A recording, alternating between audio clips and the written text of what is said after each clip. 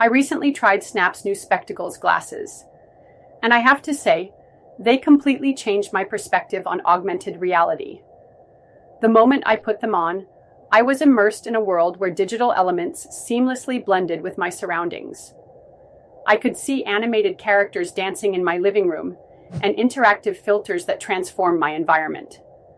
The clarity of the visuals was impressive, making it feel like I was part of a video game. What really blew me away was the ease of use. With just a tap, I could capture moments and share them instantly. It felt like having a magic window to a new reality right on my face. These glasses aren't just a gimmick.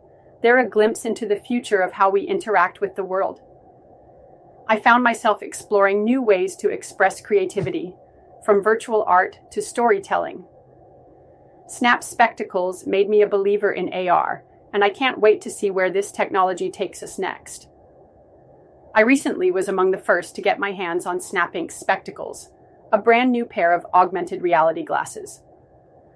It wasn't my first time experiencing AR technology, as I had tried every possible device designed for AR, including the Apple Vision Pro, but something felt different this time around.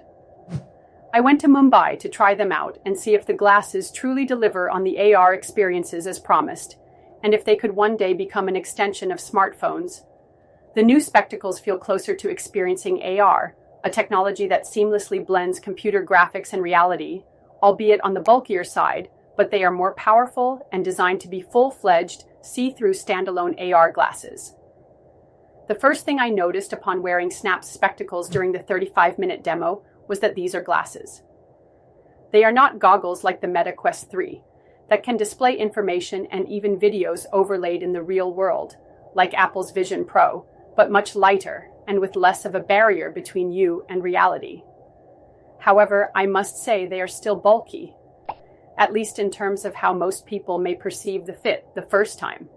But after wearing them for about 20 minutes, I felt like I was wearing a shrunken mixed reality headset, though a more clumsy version of Meta's Ray-Bans. But the added thickness and oversized black frames also have to do with the fact that these glasses feature processing, including the Spatial Engine and Snap OS, and battery in a single device.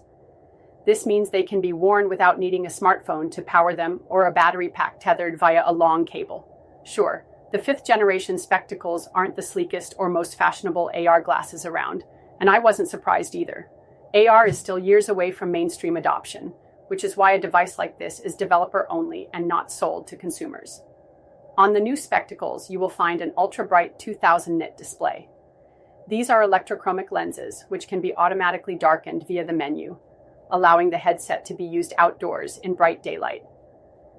The displays are capable of refreshing at 120 Hz. Inside each arm is a Qualcomm Snapdragon processor.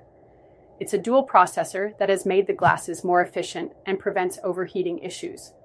Snap says the battery life has improved from about 30 to 45 minutes on a single charge. This is nowhere near the battery life you would get on smartphones. If you look closely at the glasses, you'll notice cameras on the front that control all 6DoF tracking and detect your surroundings, while LiDAR sensors on the bottom can also detect hands outside the central field of view. During brief testing, Snap offered me the option to insert a prescription clip into the inside of the spectacles. I've never liked the idea of wearing a mixed reality headset or AR glasses over my glasses. Snap says each lens delivers a 46-degree diagonal field of view with a 37 pixel per degree resolution. The field of view is a bit narrow, but it's not going to be a problem. When you look at content, say a 3D object very close to your head, it doesn't fit completely on the screen. Keep in mind that eyes have a much larger field of view. However, since the display is very close to the eye, the small field of view is less noticeable. As you get immersed in the content, you forget about the small displays. To control the menus and content, you will need to use hand gestures, like the Vision Pro and Quest 3. And I must say, hand tracking and gestures worked surprisingly well after a short period of familiarization. The gestures weren't perfect yet. Sometimes my pinches were missed, and I had to try again. Pinching on a tile would launch the new experience. Opening up my left palm made the menu system appear.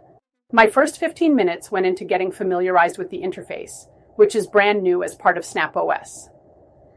Snap still calls these experiences lenses, as they look and feel more like full-fledged apps than the AR lens effects you'd find in the Snapchat app. However, Snap's AR glasses lack eye tracking, as seen on the Vision Pro and Meta's Orion AR glasses prototype. During the demo, Snap's team walked me through several AR experiences. I got to try several demos with the glasses on, but the most fun I had was playing a game called Sign of Doom, an immersive first-person shooter where players use hand gestures to target enemies, developed by Jitesh Singh, a 25-year-old developer. The demo was a test of what the glasses can do, something I can't imagine on smartphones. In another demo, I picked up Lego bricks with my hands and built objects. The projected AR content, across different lenses, was crisp and bright, much better than I initially expected.